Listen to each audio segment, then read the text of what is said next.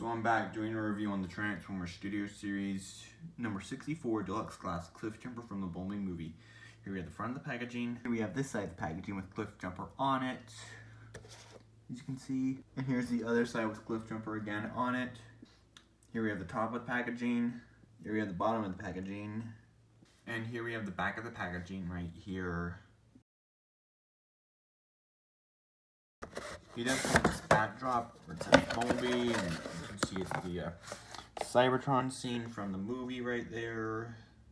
And here we have Cliffjumper himself. As you can see, he kind of looks like the War for Cybertron and Fall Cybertron design.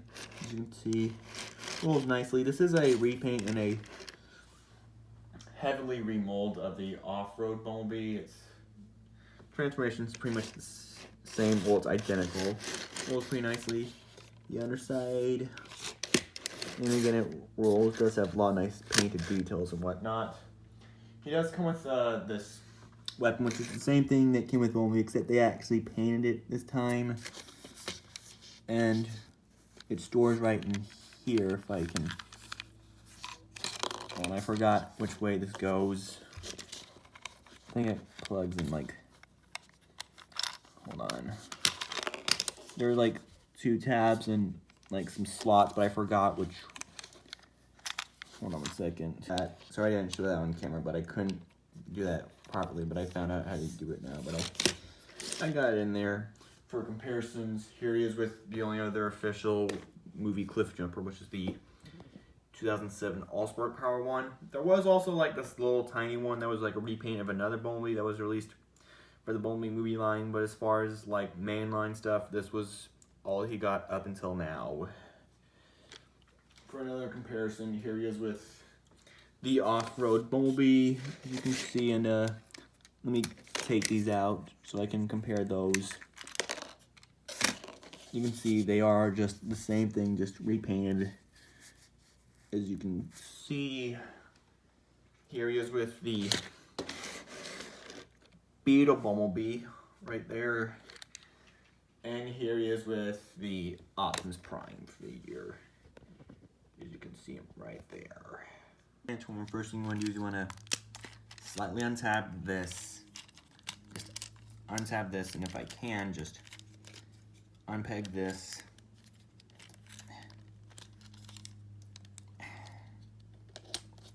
It's hard to do right here, but there we go, got that separated. Lift this up, then fold this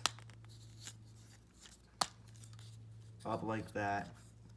Fold that down like that, then rotate these.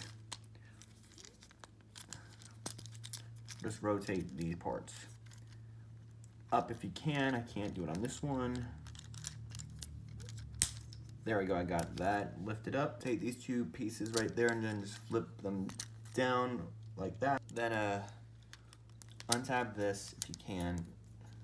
Just untab that, then pull that down like that. Do the same thing right here if you can. Try to just untab this and fold the wheel in there like that.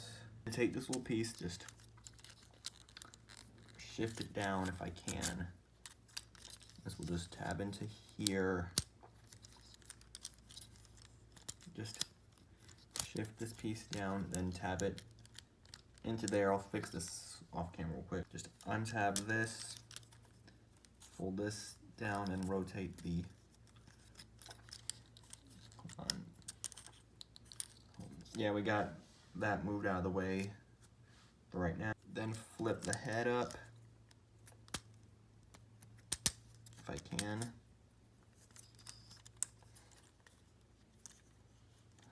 Flip these pieces out. Fold this down and make sure you have the arms tabbed in, then put that back. Rotate this and this, and there we go. We have him in his robot mode. Wait, I forgot to mention there are tabs or slots. You're supposed to tab this piece into And there we go, now we're done. As you can see, he looks pretty good in his robot mode. As you can see, he looks pretty good. Head sculpt looks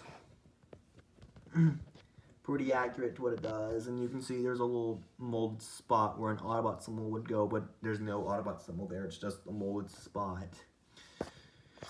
And it does have some sculpt work right there, but it's not picked out in paint. I don't even know if it's even supposed to be silver or if it's supposed to be red, because I don't remember what it looks like in the film. And on mine, these don't really tab in too well.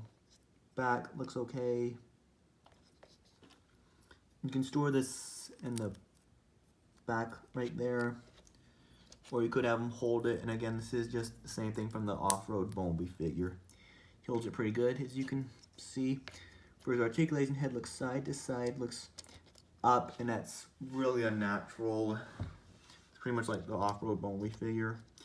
Arms rotate, they're on ball joints, rotate at the elbow, but not at the elbow, no wrist rotation, unfortunately. Waist rotation. Let's kick forward, back, move outward, thigh rotation, knee bend, and the ankles move up, they move down some. And does he have ankle pivot? Yeah, he has ankle pivot right there, which is great. Stands about 4 inches taller there, as you can see.